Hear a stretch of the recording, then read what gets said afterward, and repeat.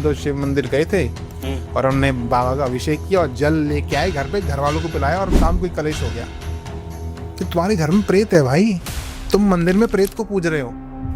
ये सवाल का जवाब तो आपको महादेव भी दे सकते हैं। जय हो।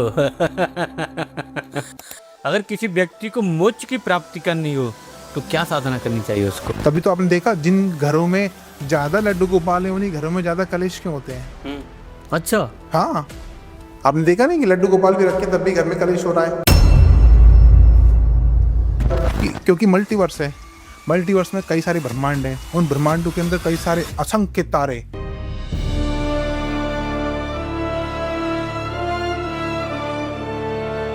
असंख्य तारे। उन असंख्य तारों में से एक तारा ऐसा होगा जिसके अंदर प्लेनेटरी सिस्टम होगा। उस प्लेनेटरी सिस्टम के अंदर उनके 3 ब्रह्मा विष्णु महेश होंगे। जरूरी थोड़ी कि जो घटना यहाँ चल रही है वही वहाँ चल रही हो। आप एक दिन के लिए घर से बाहर गए, आपने पूजा नहीं करी, उसने तांडव कर दिया, घर में अशांति हो गई। आप बाहर गए और आप बाहर एक्सीडेंट हो गया, कोई समस्या हुई आपके संग। एनर्जी के अंदर ब्रेन नहीं है। और सबसे बड़ी तंत्र क्रिया सेक्स है। अच्छा, सबसे बड़ी तंत्र क्रिया। आप अपने घर को साफ करो, सारी मूर्तियां बाहर निकालो।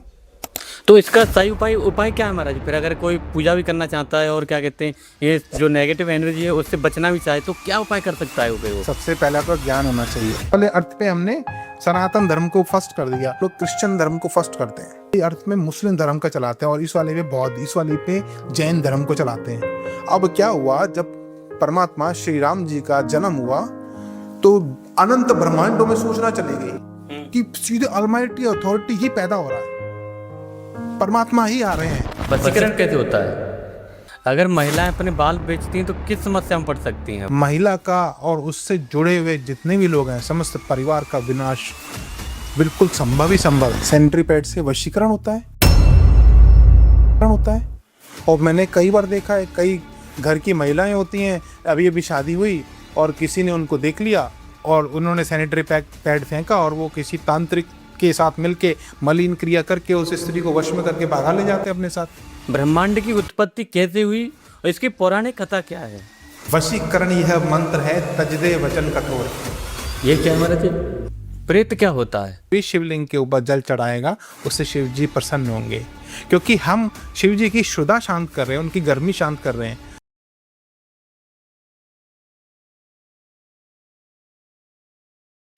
Hello everyone, welcome to Vivek Sharma talk show. आज इस पॉडकास्ट में बहुत ही स्पेशल गेस्ट जो कि आशुतोष पांडे जी।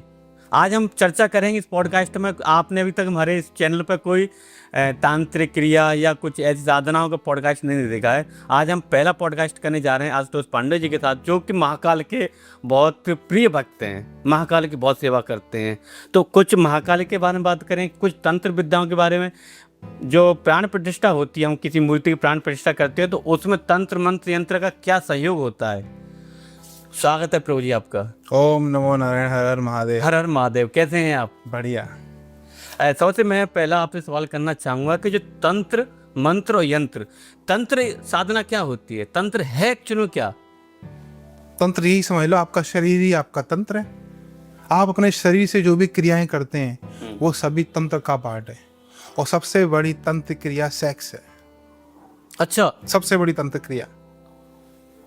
आप जो अपनी पत्नी के साथ इच्छा से जो संभोग करते हैं वही सबसे बड़ी तंत्र क्रिया है। आप साउथ में जाएंगे, कई सारे मंदिर देखेंगे और वहां पर आपको दिखाई देगा कई सारी मूर्तियां न्यूड है। हाँ, वो जो मंदिर है वो तंत्र के मंदिर है। वहां पर आप तंत्र साधनाएं करेंगे तो आपको तंत्र से जुड़ी हुई सिद्धियां तुरंत मिलेंगी, तत्क्षण मिलेंगी। तो वो दिखाने के लिए है कि ये, क्योंकि न्यूड इमेजेस बनी हुई हैं तो दिखाने के लिए कि वो इंडिकेशन करता है कि आप वहाँ पर तंत्र साधनाएं कर सकते हैं। यानी कि शरीर के द्वारा की गई कोई भी क्रिया वह तंत्र मार्ग में आती है। मंत्र क्या है महाराज जी? मंत्र आप जो शब्द बोलते हैं उन शब्दों का विशेष समूह, उन शब्दों को किस तरीके से लयबद्ध तरीके से डाला गया, किस तरीके से बोला गया, उसका उच्चारण, आरोह अवरोह किस तरीके से बोल रहे हैं उसको, और उसमें ध्वनि के साउंड किस तरीके से है, वह शब्द किस तरह का वाइब्रेशन निकालता है, उसी को मंत्र बोलते हैं। उन्हीं वाइब्रेशन से वो वही वाइब्रेशन सामने वाले के अंदर टकरा के रिएक्शन देते हैं। यंत्र क्या है महाराज जी? यंत्र आप इस तरीके से बोल लीजिए जैसे कि पानी की बोतल है, और मैंने इस बोतल के ऊपर कुछ विशेष प्रकार की आकृतियां बना दी हैं और वह आकृतियां विशेष प्रकार के देवता को इंडिकेट करती हैं और मंत्रों के द्वारा मैंने इसके अंदर उस एनर्जी को अवेक करके वो जो आकृति बनाई उन आकृति के अंदर डाल दिया, तो ये यंत्र हो गया। या मैं इस जल को अगर पढ़ दूं, इसके अंदर मंत्र डाल के इस जल को चार्ज कर दूं, तो ये भी एक तरह से यंत्र की तरह काम करेगा। ये द्रव्य एक यंत्र हो जाएगा। अच्छा, हाँ, फिर इस जल को जिसके ऊपर डाल दिया जाए, वो जल जिस भी इच्छा से इस जल को मंत्रित किया गया उस तरीके से काम करेगा। ओके। अगर किसी व्यक्ति को मोक्ष की प्राप्ति करनी हो तो क्या साधना करनी चाहिए उसको? शिव भगवान ने विज्ञान भैरव तंत्र के अंदर 112 तरीके बताए हैं मोक्ष प्राप्त करने के। और वो मोक्ष प्राप्त करने के तरीके इतने आसान है कि कोई भी चलते फिरते उनको प्रयोग में ला सकता है। वो कहते हैं? वो ऐसे कि सबसे आसान तरीकों तो शिव भगवान ने बताया कि आप जब चलते हैं, चलते फिरते आप सांस लेते हैं, तो जब सांस ले रहे हैं तो सांस जब आप अंदर लेते हैं तो अंदर लेने के बाद एक पॉइंट आता है, उस पॉइंट पे आप सांस छोड़ते हैं, उस पॉइंट को महसूस करना है। और जब सांस छोड़ें तो जिस पॉइंट पे वो छूट रही है बस उस पॉइंट को फील करना है, महसूस करना है। कोई मंत्र नहीं लेना, ना सोहम बोलना है, ना ही ओम बोलना है, ना ही कोई मंत्र पढ़ना है। बस आपको सांस देखनी है, शुरू का पॉइंट और एंड के पॉइंट पे ध्यान रखना है कि हम सांस ले रहे हैं और सांस जा रही है। जब आप इस तरीके से करेंगे, शिव भगवान बोल रहे हैं माता पार्वती से, क्या ये भैरव बोल रहे हैं भैरवी से।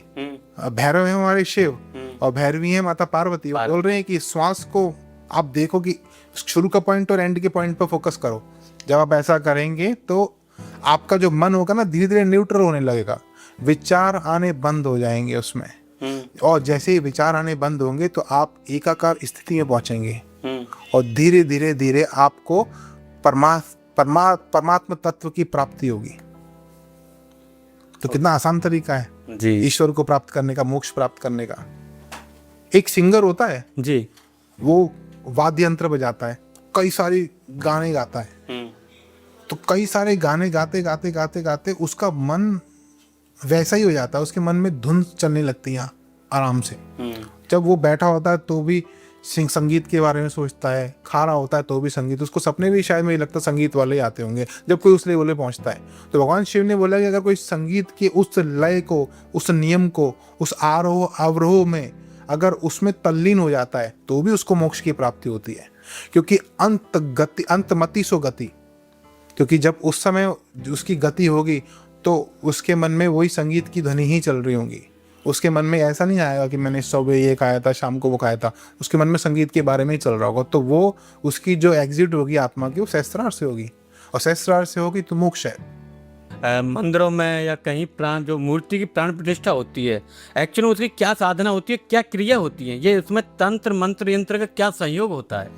देखो, मंदिर में जो मूर्तियों की प्राण प्रतिष्ठा होती है, पहली बात तो कि हर ब्राह्मण हर मूर्ति की प्राण प्रतिष्ठा नहीं कर सकता है, क्योंकि इसका एक अलग ही विधान होता है। किसी भी मूर्ति की प्राण प्रतिष्ठा करने से पहले तो उस पत्थर को देखा जाता है कि वो पत्थर उस तरीके से तराशा गया है कि नहीं गया है। उसके कई सारे पैरामीटर्स होते हैं कि उन पैरामीटर्स के ऊपर वो मूर्ति आती है कि नहीं आती है।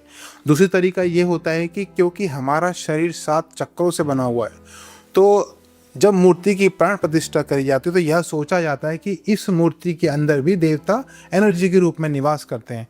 तो उसके 7 चक्र प्रतिष्ठित किए जाते हैं। एक डंडा बनाया जाता है, उसके ऊपर रोली से 7 गोले बनाए जाते हैं, उस रोली को घुमाते हुए।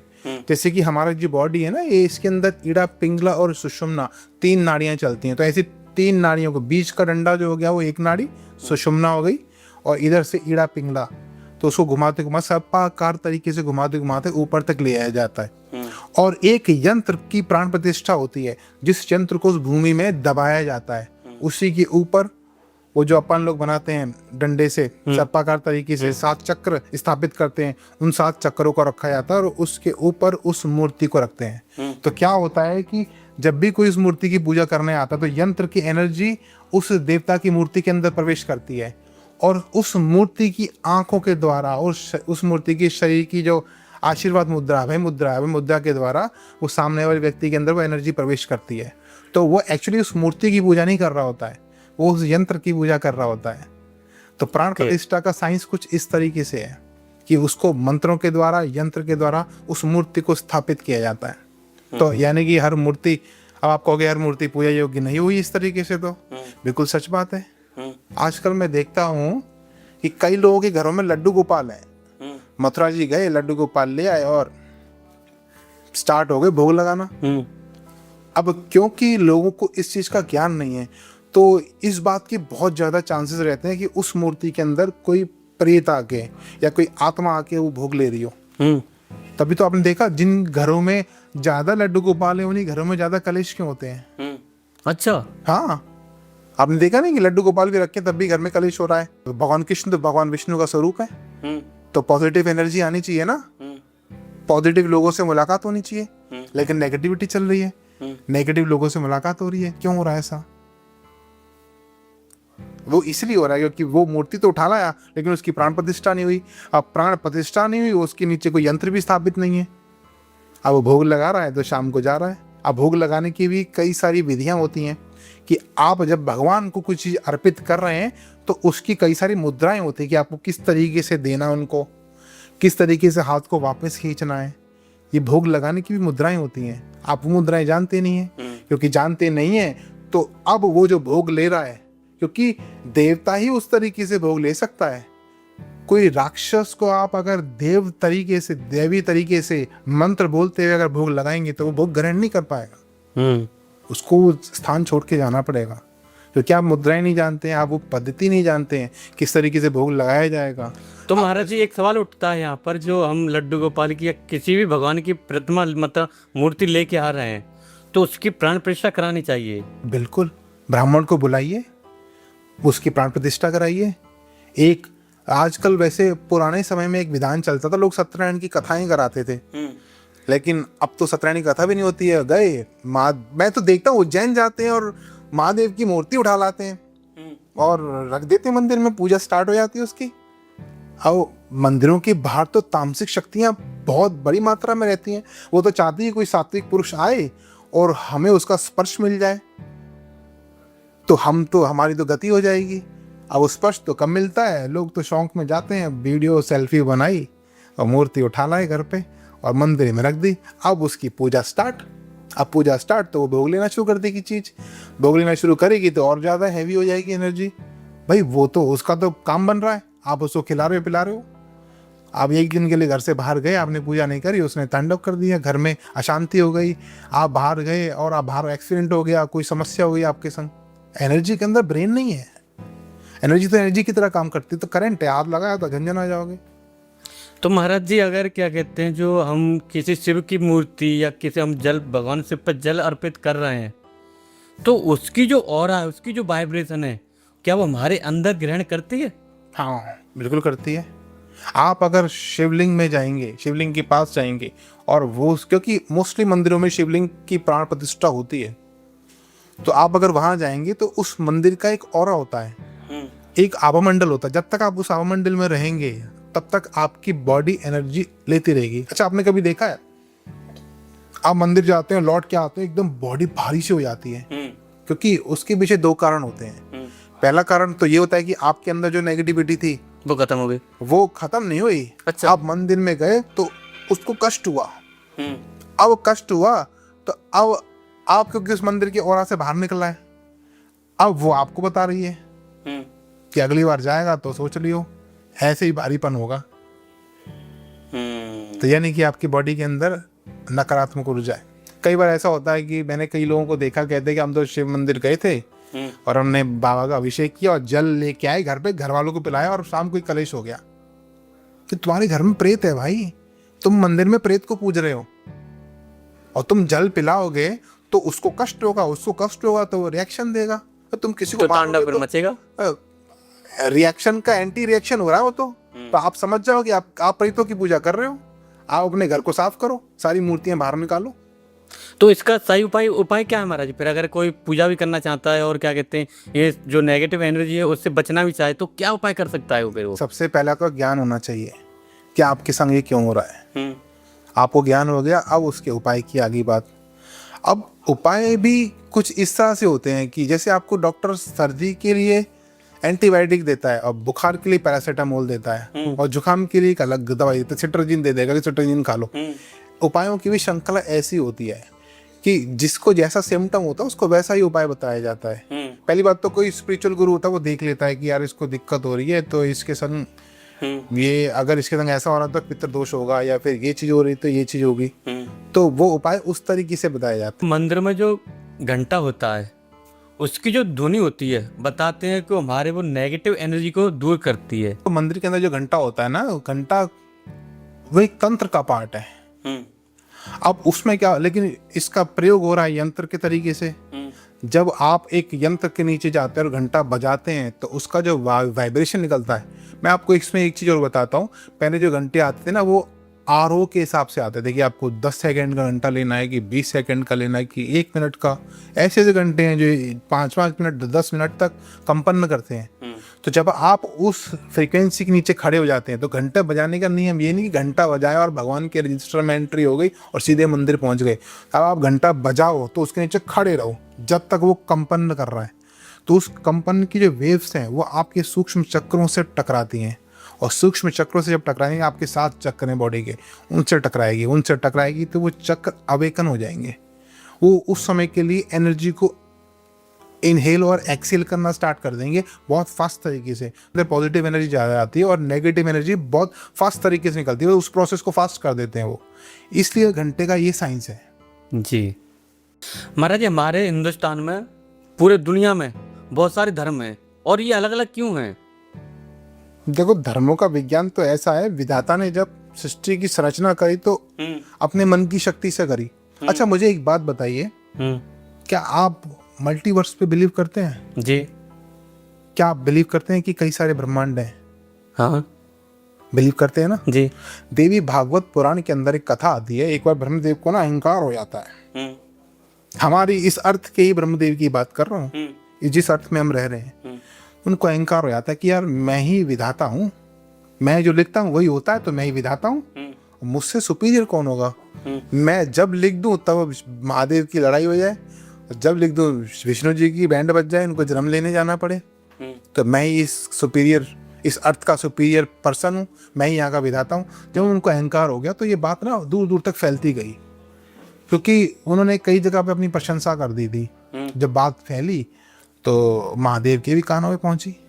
महादेव के साथ तो आदि शक्ति स्वरूपा रहती ही थी, तो उन्होंने, माता को भी पता लग गई। तो माता ने क्या किया, एक दिव्य विमान पे अपनी एक योगिनी को भेजा और बोला कि ब्रह्मदेव को जरा सैर करा के लाओ। तो ब्रह्मदेव के पास जाती है कि मैं, अम्मे को माँ ने भेजा और आपको कुछ दिखाने के लिए बोला है। तो ब्रह्मदेव बैठे आते हैं कि चलो चलते हैं। तो चलते हैं तो देवी तो ले जाती है उनको दिव्य विमान पे बैठा के और दिखाती है कि अनंत ब्रह्मांड है, अनंत ब्रह्मांड में अनंत ब्रह्मा है। अनंत ब्रह्मा, कोई 1 मुख वाला ब्रह्मा, कोई 10 मुख वाला ब्रह्मा, कोई 100 मुख वाले ब्रह्मा है, कोई 5 मुख वाले ब्रह्मा है। उन्होंने कि मेरे तो 3 ही मुख है, और यहाँ तो 4था मुख शंकर जी पहले कटवा चुके थे उनका।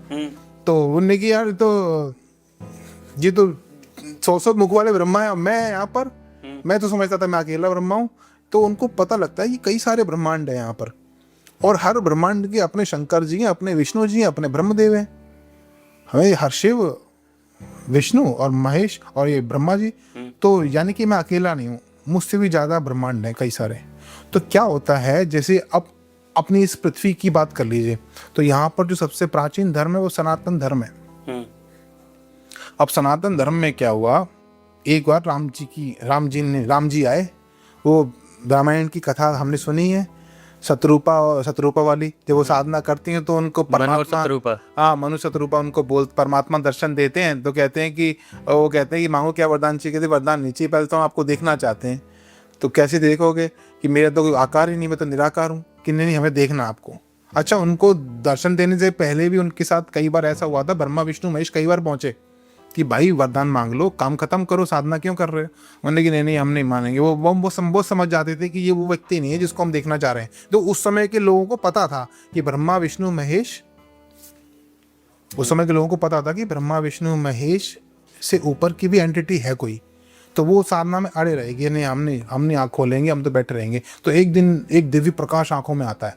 जैसे आंखों में प्रकाश पड़ता है तो वो आंखों से होता हुआ सीधे मूलाधार पर टच होता है। मूलाधार पर टच होते ही उनकी जो बॉडी थी वो जो सूख चुकी थी वो दोबारा से बॉडी बन पड़ती है, मांस, रक्त, नसें सब बनने स्टार्ट हो जाती है। तो समझ जाते कि अरे यानी कि अब ये वही है। फिर आवाज़ आती है कि उठो, तो वो समझ जाते हैं कि ये क्योंकि हमारे शरीर में जान आ गई तो ये वही व्यक्ति जिसका हम इंतजार कर रहे थे। आँख खोलते हैं, कहाँ हो कहाँ हो, तो अब उनको प्रभु देखे नहीं, परमात्मा के दर्शन नहीं हुए कि परमात्मा तो निराकार है एनर्जी फॉर्म में। वो कहते मेरा स्वरूप ही नहीं है, मैं कहाँ से दिखूंगा आपको, कि नहीं हमें आपको देखना है। तो कहते ठीक है आप ना सोचो, जैसा सोचोगे वैसे वैसा स्वरूप धारण करूंगा। तो बोलते हैं कि ठीक है, हम इमेजिन करते हैं उस जमाने के हिसाब से इमेजिन करते हैं कि पीत वस्त्रधारी धनुर्धारी ऐसे करके, यदि उनका पीताम्बर ओढ़े हुए हो, धनुर्धारी हो, उनका शरीर स्वर्ण के समान चमक रहा हो, तो ऐसे अब वो सोचते आते हैं तो एक स्वरूप बन के आता है। तो उनके मुंह से निकल जाता है राम करके, तो तब उनका नाम राम होता है। तो परमात्मा के ऐसे दर्शन होते हैं। अब कहते हैं अब क्या करना है, तो अब तो हम चाहते हैं कि हमें आपके जैसा पुत्र हो, कि मेरे यहाँ से तो कोई हो नहीं सकता, मुझे यहाँ आना पड़ेगा। तो ठीक है, तो आप आ जाना। तो फिर वो कहते हैं कि हम उस लोक में आएंगे और आपको, आप दशरथ बनेंगे और मैं राम बन के पैदा होऊंगा। तो ऐसे करके उनको वरदान मिल जाता है। अब क्या होता है, ये तो हमारे इस ब्रह्मांड की बात हो गई, इस वाले पृथ्वी, इस वाले यूनिवर्स की बात हो गई। अब सपोज करो फॉर एग्जाम्पल कि क्योंकि मल्टीवर्स है, मल्टीवर्स में कई सारे ब्रह्मांड हैं, उन ब्रह्मांडों के अंदर कई सारे असंख्य तारे, उन असंख्य तारों में से एक तारा ऐसा होगा जिसके अंदर प्लेनेटरी सिस्टम होगा। उस प्लेनेटरी सिस्टम के अंदर उनके 3 ब्रह्मा विष्णु महेश होंगे। जरूरी थोड़ी कि जो घटना यहाँ चल रही है वही वहाँ चल रही हो। वहाँ भगवान सोच रहे होंगे यहाँ पे एक अलग रिसर्च करता हूँ। अब जो मैं समझता हूँ परमात्मा एक साइंटिस्ट है, वो रिसर्च करता है कि इस वाले अर्थ पे हमने सनातन धर्म को फर्स्ट कर दिया, यहाँ पर एक काम करते हैं, यहाँ पर हम लोग क्रिश्चियन धर्म को फर्स्ट करते हैं, यहाँ पर क्रिश्चियन धर्म वाला सिस्टम चलाएंगे। तो वहाँ क्रिश्चियन चल रहा है। फिर यहाँ उन्होंने किया नहीं, इस वाली अर्थ में मुस्लिम धर्म का चलाते हैं, और इस वाले पे बौद्ध, इस वाली पे जैन धर्म को चलाते हैं। अब क्या हुआ, जब परमात्मा श्री राम जी का जन्म हुआ तो अनंत ब्रह्मांडों में सूचना चली गई कि सीधे अलमाइटी अथॉरिटी ही पैदा हो रहा है, परमात्मा ही आ रहे हैं, परमात्मा का जन्म हो रहा है, तो दर्शन करने चलते हैं। जब तक खबर पहुंची वो लोग आए, तब तक तो राम जी ने लीला पूरी कर दी अपनी, सरयू जी में देह त्याग दिया अपना और चले गए अपने लोक को, चले गए राम जी के लोक में चले गए। अब तो उन आत्माओं को टेंशन हो गई कि भैया ये तो चले गए, अब हमें दर्शन कैसे पूरे होंगे। तो उनने की नहीं मीटिंग बैठे कि नहीं टेंशन मत लो, अभी कृष्ण भगवान का अवतार होगा तब दर्शन करना, कि ठीक है। तो सब लोगों ने अपने अपने नोडल ऑफिस खोल लिए ऊपर ब्रह्मांड के अंदर कि जैसे पैदा होंगे इस बार पहले से दर्शन करेंगे। तो इस बार फिर कृष्ण भगवान का जन्म हुआ। अब कृष्ण भगवान का जन्म हुआ तो वो पहले से बैठे हुए थे, उनने कृष्ण भगवान की पूरी लीलाओं का आनंद लिया और कृष्ण भगवान चले गए। उनने कि अब कि हमें तो दोबारा दर्शन करने हैं, हमने सबके नोडल ऑफिस खोल रखे हैं अपने, अब हम यहाँ से नहीं जाएंगे। ओ जाते जाते एक हवा उड़ गई कि अब कलयुग आएगा, कल्कि में भी परमात्मा आएंगे दोबारा से, कल्कि अवतार होगा। तो आप ये सोचिए, मुझे ऐसा लगता है कि ये धर्म इसीलिए आए हैं क्योंकि कल्कि का अवतार होने वाला है। तो इन लोगों ने कहा कि इस बार परमात्मा आएंगे तो हम सेवा करेंगे, और नोडल ऑफिस वालों को बोल दिया कि जाओ प्रोटेक्शन स्टार्ट कर दो, मार काट स्टार्ट होगी कि हम अपने धर्म की, कहाँ था इस्लाम, था कहाँ क्रिश्चियन धर्म, था कहाँ पैगंबर साहब थे, उनको किसी एक विशेष आत्मा ने आके बताया कि यार मैं इस तरीके से हमारा सिस्टम चलता है, हमारे यूनिवर्स में ऐसा होता है, लोग मरेंगे तो इस तरीके से जजमेंट होगा। सोचो ना, वो उनके में कयामत का दिन आएगा, उनके में ऐसा होता है कि आत्मा पुनर्जन्म लेती ही नहीं है। लेकिन ऐसे कई सारे किस्से हैं कि इस्लामिक मुस्लिम लोगों के हिंदुओं में जन्म हो गए और वो बताते हैं कि मैं पिछले जन्म में वहाँ था, मोमडन था, ऐसे करके मैंने ऐसे करके जन्म लिया, ऐसा होता है ना। तो कुछ इसी तरह की अब ये लोग अपनी लड़ाई लड़ रहे हैं कि हम अपनी आबादी बढ़ाना चाहते हैं और जब कली अवतार होगा तो हमारी सबसे ज्यादा आबादी हो और हम उस परमात्मा की सेवा करें, उस कली अवतार की हम सेवा करें। क्योंकि कली अवतार के बारे में हर कोई बोलता है कि कली अवतार होगा, जजमेंट डे आएगा, ईश्वर आएंगे, 7वें आसमान से उतर के आएंगे, बोलेंगे उनको कि उठ जाओ, सभी आत्माओं को जाएंगे उठ जाओ। तो वो सिस्टम क्या है, वो मुझे लगता है कल की है, वो और कोई नहीं है। तो ऐसे करके अनंत ब्रह्मांडों की स्टोरी है, अनंत ब्रह्मांडों की अनंत धर्म, उनकी अनंत आत्माएं यहाँ पे आके इस तरह की लीलाएं रच रही हैं, इस तरह के तांडव रच रही हैं। और हर धर्म का एक ही टारगेट है कि हमें अपनी आबादी बढ़ानी है, परमात्मा आएंगे तो उनकी सेवा करेंगे। अगर मेरे घर में कोई तांत्रिक क्रिया हो गई हो तो उसको कैसे दूर किया जाए? तो सबसे पहले तो आप ये देखिए कि आपके ऊपर तंत्र क्रिया हुई तो आपके ऊपर सिम्टम क्या आ रहे हैं। जैसे बदन टूट रहा है, या फिर घर में कलेश मच गया है, या फिर आपस में लोग एक दूसरे पर शक कर रहे हैं, तो आप पहले ये कारण जानो कि एक्चुअल में तंत्र हुआ है कि नहीं हुआ है। फिर भी अगर समझ नहीं आ रहा है तो आप किसी अच्छे गुरु के पास जा सकते हैं। लेकिन अगर आप ऐसा लग रहा है कि आपके आसपास कोई गुरु है ही नहीं है, आपके पास कोई जानकारी नहीं, तो आप एक काम कर सकते हैं कि आप देवी प्रत्यंगरा का प्रयोग कर सकते हैं। प्रत्यंगरा माँ तंत्र को काटने में बहुत ही तीक्ष्ण है और ये बहुत ही तीक्ष्ण तरीके से शक्ति काम करती है। तो आप क्या करेंगे, आधी किलो या 250 ग्राम के आसपास मिर्ची ले आएंगे और मिर्चियों के सात जोड़े बना लेंगे। तो आपको क्या करना है, 7 मिर्चियाँ पकड़नी है, सूखी टहनियों से साबुत होनी चाहिए। तो पहले तो उसको क्लॉकवाइज घुमाना अपने ऊपर। क्लॉकवाइज घुमाने के बाद आप या तो कुछ जला लीजिए, अगर कुछ नहीं है आपके पास तो अपने गैस के चूल्हे के ऊपर ही रख के उसको जला दीजिए। वो जैसी जलनी स्टार्ट हो जाए, एकदम नहीं कि तुरंत कर दी, जैसे जलनी स्टार्ट हो जाए, आपको लगे आधी जल चुकी है, जरूरी नहीं आपको धुआं सुई सेकना, उसको जलाओ। फिर 7 दूसरी वाली स्लॉट पकड़ी, आप एंटी क्लॉकवाइज घुमाइए अपने ऊपर, फिर दोबारा जला दिया। ऐसी आपको वो बार बार जला के उसको 7 की 7 जो सेट हैं आपको एक बार क्लॉकवाइज और एक बार एंटी क्लॉकवाइज जला के अग्नि के अंदर प्रज्वलित कर देना है। तो पहले दिन आप करेंगे, पहले दिन से आपको आराम मिलना शुरू हो जाएगा। और इस क्रिया को कम से कम आप हर हफ्ते दोहराइए और इसको कम से कम 2 महीने तक करिए। तो आपके ऊपर अगर किसी भी तरह का कोई तंत्र हुआ होगा या अगर कोई नेगेटिव एंटिटी आई होगी, वो इंस्टेंट ही आपको छोड़ के जाना शुरू कर देगी और आपको बहुत ही रिलैक्स फील होगा, बॉडी एकदम हल्की हो जाएगी। ओके। धन की प्राप्ति के लिए कोई उपाय? हाँ, अगर आप धन प्राप्त करना चाहते हैं तो वैसे तो यूट्यूब पे कई सारे मंत्र चल रहे हैं जी, लेकिन फिर भी मैं आपको एक ऐसा उपाय बता रहा हूँ जिससे माता लक्ष्मी बहुत जल्दी प्रसन्न हो जाती हैं। आप श्री सूक्त का पाठ कीजिए। ऋग्वेद के अंदर श्री सूक्त का पाठ आया है और इससे माँ बहुत ही प्रसन्न होती हैं। आप श्री सूक्त का पाठ कीजिए और नित्य सुबह पहले अपने हाथ में जल लेके संकल्प कीजिए कि मैं माता लक्ष्मी की श्री सूक्त के पाठ करूंगी। और आप डेली 7 पाठ कीजिए उसके, मैं डेली 7 पाठ करूंगी और 11 दिन का संकल्प लेके जल छोड़ दीजिए। आप 11 दिन का ये उपाय करिए और देखिए लक्ष्मी माता की कृपा ना हो तो मुझे बताइएगा। बगैर तोड़ फोड़ के घर के वास्तु को कैसे ठीक किया जा सकता है, उसके लिए कोई रेमेडी है? घर के वास्तु दोष को ठीक करने के लिए गणेश जी की शरण में जाओ ना, गणेश अथर्वशीष का पाठ कीजिए। गणेश अथर्वशीष के पाठ से अगर नित्य किसी के घर में गणेश अथर्वशीष का पाठ होता है तो समस्त प्रकार के वास्तु दोष तो दूर होते ही हैं, घर में प्रेम प्यार भी बढ़ता है। अच्छा। और घर में जो कलह हो रहा होता है वो कलह का भी नाश होता है। और गणेश जी आपके हर तरह के रुके हुए मार्ग खोल देते हैं। ऐसा कौन सा पाठ किया है जिससे रात को अच्छी नींद आए? देखो, अगर आप एंजाइटी में, वैसे तो आजकल रात को लोगों को नींद नहीं आती एंजाइटी की वजह से। आप किसी न किसी एंजाइटी में चल रहे होते हैं, कोई चिंता होती है, कोई टेंशन होती है जो आपके मन में चलती रहती है। तो एंजाइटी दूर करने के लिए, अपने बॉडी के चक्रों को हील करने के लिए, बॉडी की एनर्जी को हील करने के लिए, आपका ऑरा नेगेटिव हो गया, मलिन हो गया, आप उसको क्लीन करना चाहते हो। ऑरा को क्लीन करने के लिए आप चाहते हो कि आपके चक्र जो है वो डाउन हो गए हैं, आप उन चक्रों को क्लीन करना चाहते हैं।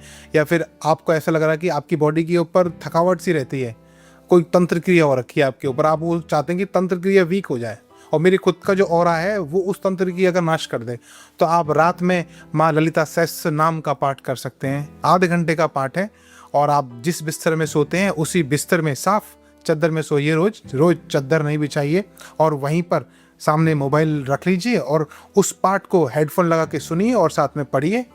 तो आप अगर माँ ललिता सहस्त्र नाम का पाठ करते हैं तो इस तरह की समस्त समस्याएं दूर हो जाती हैं और आपको बहुत अच्छी नींद की प्राप्ति होती है।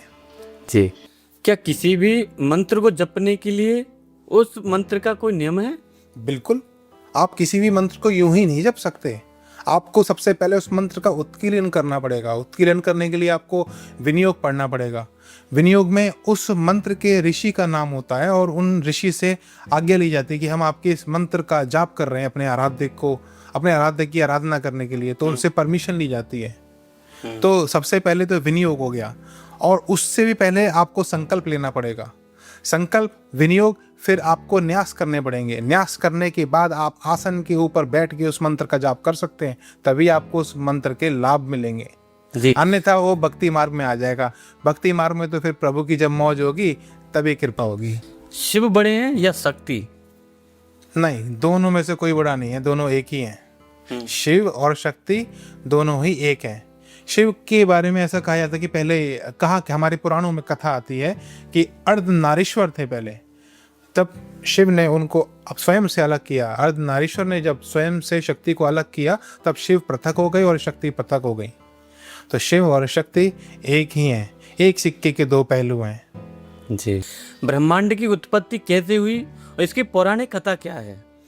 अगर हम शिव पुराण के हिसाब से करें तो शिव पुराण में जो कथा आती है वो ये आती है कि एक प्रकाश स्तंभ था और अचानक से विष्णु जी की उत्पत्ति होती है। विष्णु जी की नाभि से एक कमल निकलता है और कमल के अंदर से ब्रह्मा जी निकलते हैं और दोनों के बीच में इसी बात को लेके बहस हो जाती है कि कौन बड़ा, मैं पुत्र या तू पुत्र।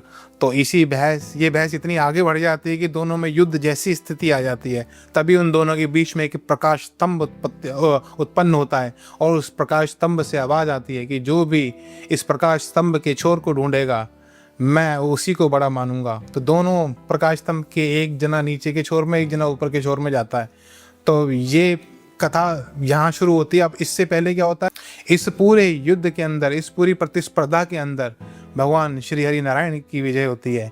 तो विजय नारायण जी को बड़ा बोल दिया जाता है। लेकिन अब ये बारी आती है कि उस प्रकाश स्तंभ की उत्पत्ति कैसे हुई। तो प्रकाश स्तंभ की उत्पत्ति से पहले भी एक नई कथा है।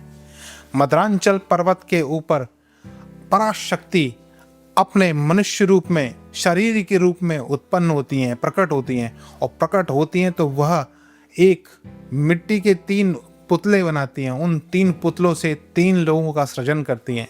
तो पहले उत्पन्न करती हैं ब्रह्मदेव को और ब्रह्मदेव से कहती हैं कि मैं आपको पति रूप में वर्ण करना चाहती हूँ, क्या आप मुझसे शादी करोगे? तो ब्रह्मदेव मना कर देते कि नहीं, आप तो मेरी माँ जैसी हैं, मैं आपको कैसे वर्ण कर सकता हूँ। माँ को बहुत क्रोध आता है कि यार ये इसने मेरी आज्ञा का उल्लंघन कैसे किया। तो माँ उसी समय तत्काल उनको अपनी अग्नि से, तेज की अग्नि से भस्म कर देती हैं। इसी प्रकार दूसरे पुतले से फिर पुतला बनाती हैं और दूसरे पुतले से फिर विष्णु जी की उत्पत्ति होती है। तो विष्णु जी की जब उत्पत्ति होती है तो यही सवाल विष्णु जी से पूछा जाता है, वे भी मना कर देते हैं। माँ को फिर क्रोध आता है तो दूसरे विष्णु जी को भी अपनी तेज से भस्म कर देती हैं। दोनों की राख वहीं पड़ी होती है। तीसरा पुतला बनाती हैं। फिर तीसरा पुतला बनता है तो उससे शंकर जी निकलते हैं। अब शंकर जी से पूछती हैं, क्यों मेरा मन आपसे विवाह करने कर रहा है कि आप मुझसे विवाह करेंगे? तो शंकर जी की निगाह माँ के सवाल पूछने से पहले उन 2 भस्मों के ऊपर पड़ जाती है कि यानी कि मुझसे पहले भी कोई आया था और वो भस्म किया जा चुका है और मुझे लग रहा है यही सवाल पूछा होगा उससे। अब शंकर जी टेंशन में पड़ जाते हैं, अगर हाँ बोलूं तो समस्या कि माँ से विवाह होगा और ना बोलूं तो समस्या।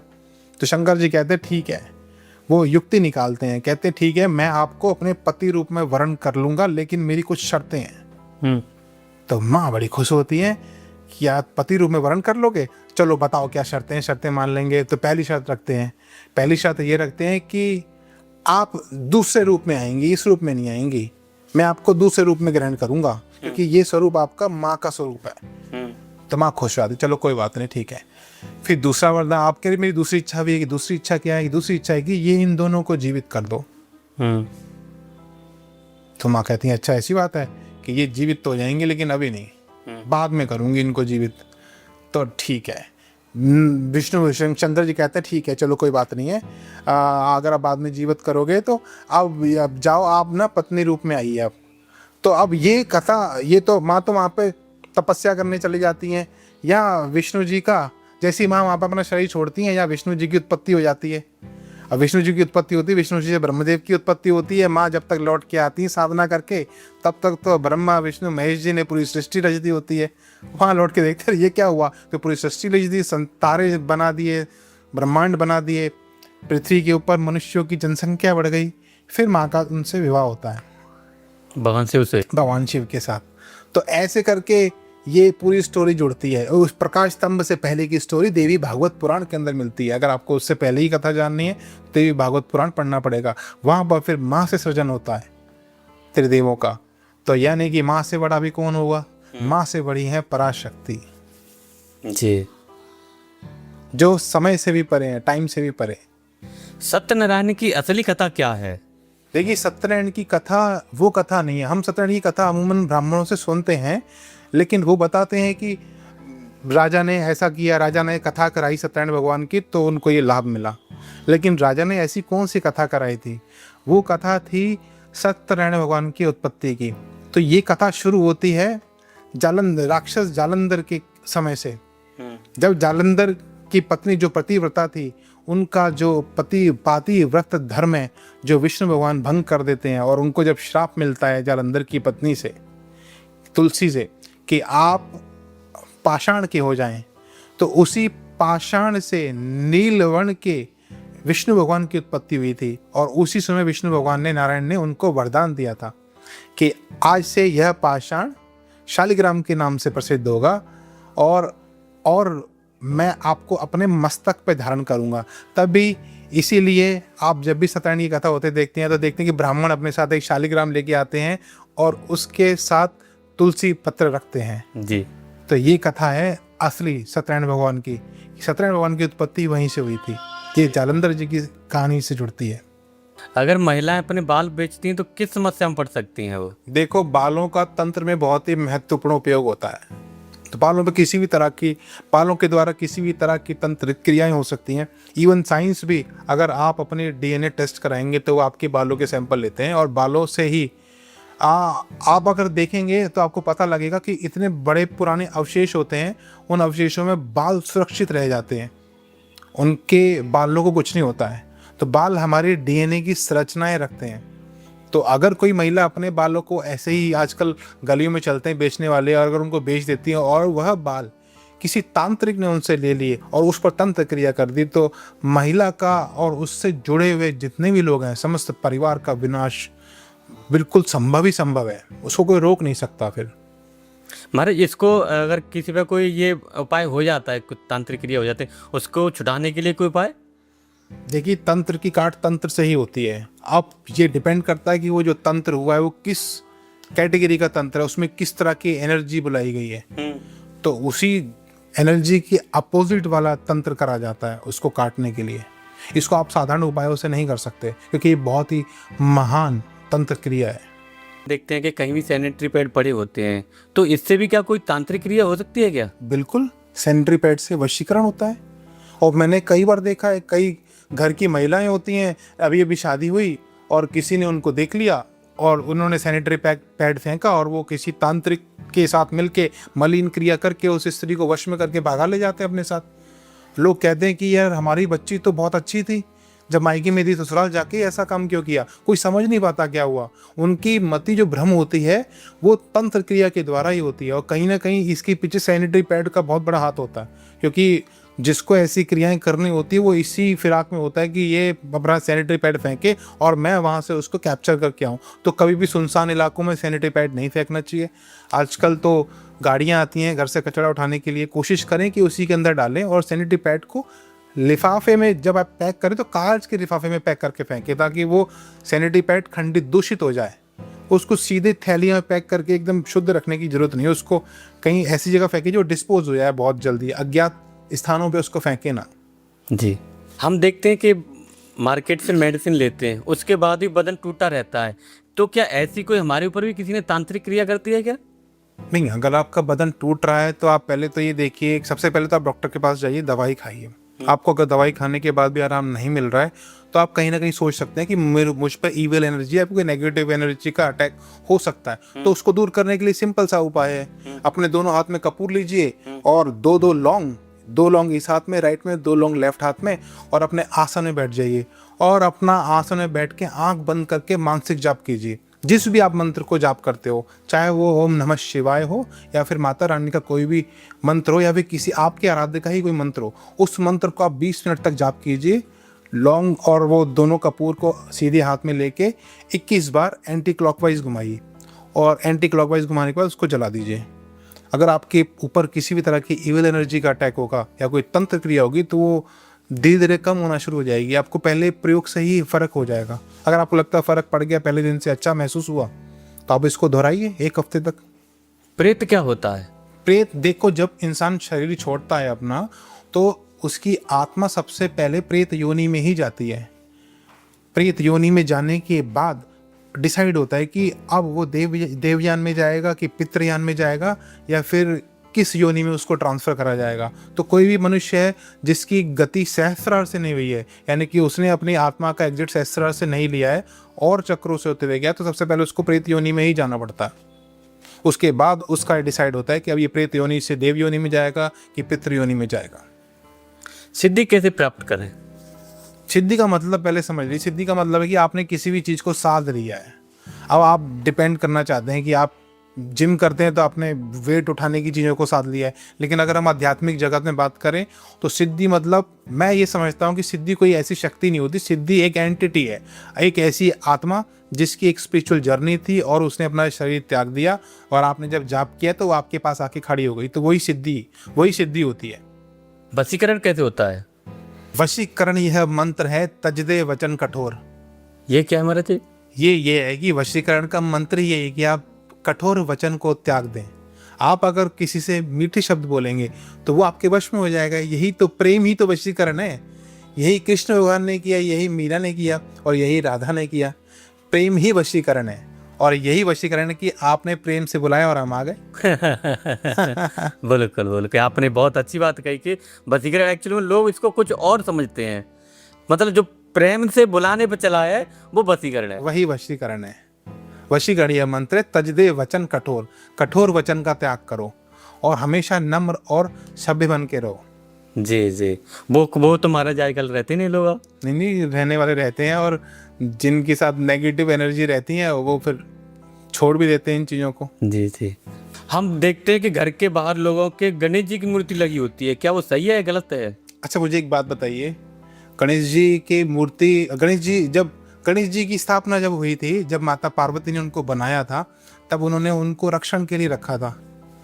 तो रक्षा में किसने माता पार्वती के घर के अंदर प्रवेश कर लिया था उस समय? कोई कर पाया था क्या? नहीं कर पाया था ना।